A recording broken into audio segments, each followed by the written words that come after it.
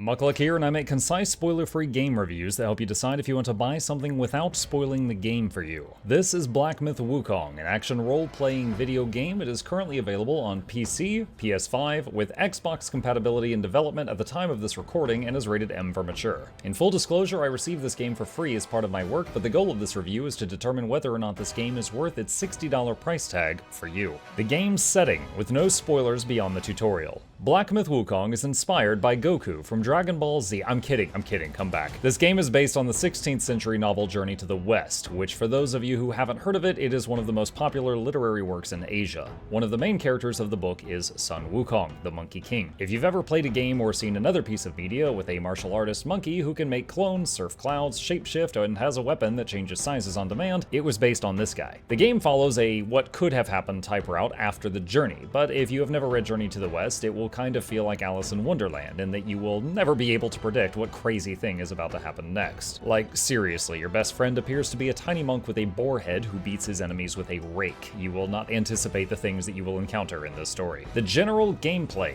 A lot of players classify Black Myth: Wukong as a Souls-like. I feel it's closer to say it has a lot of overlap with Souls games, but there are major differences. Bosses can be quite challenging. There are shrines that act like Souls bonfires. You have limited healing between each time that you rest. When you rest, all of the non-boss enemies respawn. Things like that. However, you do not drop your souls/XP when you die. There is no parry button aside from a parry-type spell that takes mana and has a cooldown, so you can't just use it whenever you want. The game feels much more fluid than your average Souls-like. While I love them, they have a clunky feeling to them that never really goes away, and that does not exist here. How much playtime can you expect? Black Myth: Wukong took me about 43 hours of gameplay for the first playthrough. After clearing the game blind, I looked up locations for the secret bosses that I had missed. That was the time it took me to get all of them. After finishing the final story boss, you unlock New Game Plus type mode, which you can dive into whenever you are ready and continue your journey should you wish to. Comparisons to other games. As mentioned, Wukong has overlap with Souls-like games, but I found it to be a bit easier and more fluid. If you have cleared Elden Ring, for example, you might find Wukong easier, but still extremely enjoyable and a bit challenging. If you have never played Souls-likes in the past, you might find it very challenging in some spots. Due to the amazing storytelling and more fluid combat, I was also reminded of God of War, Dad of Boy, as I played it. The details. Graphics. Absolutely stunning. This is one of those games that just uses the in-game graphics for most of the cutscenes because they're just that good. Many times they would fit a small cinematic type event into boss fights, and it would be so seamless I would still be pressing controls, not realizing for a few seconds that it was going into a cutscene. Additionally, in between the chapters of the game, there would be cinematics of all various art styles, some cartoon, some stop motion, etc. I'll refrain from showing those for spoiler reasons. Sound and music. The sound design of combat was superb. There were consistent SFX that you could rely on, such as for a perfect dodge or a spell parry.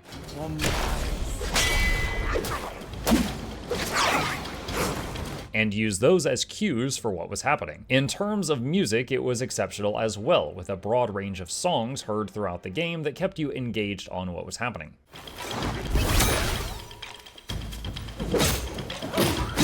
Controls. Black Myth: Wukong can be played with a controller or with mouse and keyboard. I played it on mouse and keyboard and it was fantastic. The default keys were good and I was able to rebind the ones I wished to. The only negative thing I have to say here is I couldn't bind things to mouse buttons 4 and 5 on my mouse. The game would not allow that for some reason. Saving system. The game has an auto-saving icon that appears in the corner periodically. You will see it every time you travel or visit a shrine. These are like a Dark Souls bonfire. As long as you go through a loading screen or visit one of these, then your progress is saved. Content creator concerns. Yes, I streamed this game on Twitch and YouTube and experienced copyright claims on multiple VODs. If you are a content creator, be aware of this. Do I have anything negative to say? The game's graphic requirements pushed my system to the limit. If you are interested in picking up this title, be sure to check the game's system recommendations to be sure that you will get a good experience. No map. This is not firmly a negative thing, but it is absolutely worth mentioning. They went an old school approach on this one. There is no map at all. No minimap or large map. You do have a list of shrines you have visited in the past that you can teleport to, but it feels very old school in this regard. You need to remember or write down a small note where something interesting was if you plan to backtrack there later. The last negative thing, and by far the most prevalent of them, was invisible walls. Unlike most Souls games, you cannot just fall off cliffs if you want to see what's over there. Likewise, you cannot knock knock enemies off cliffs. Rarely an enemy hitting you hard enough with a knockback will send you flying off a cliff, so during encounters near edges, you still need to be careful. Additionally, during boss fights, a large invisible ring will form around you to keep you in the correct area. On most bosses, this is unnoticeable, but on a few bosses where the ring is not clearly defined, it was extremely frustrating. Imagine trying to dodge backwards from a boss attack and not realizing you are at an invisible wall, and your dodge doesn't work because you just backed into the invisible wall and then die as a result. You will have to take mental note of where these walls are and adjust for them accordingly. I want to stress again that this was a recurring issue, but only on a minority of bosses.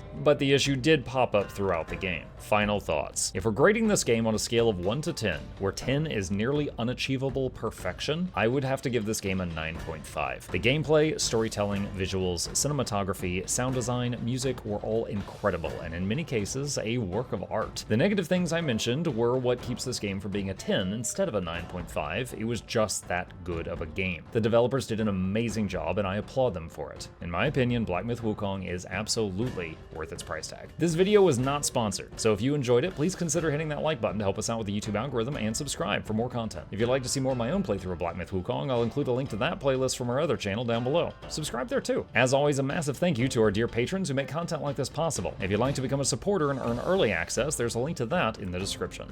Happy bonking.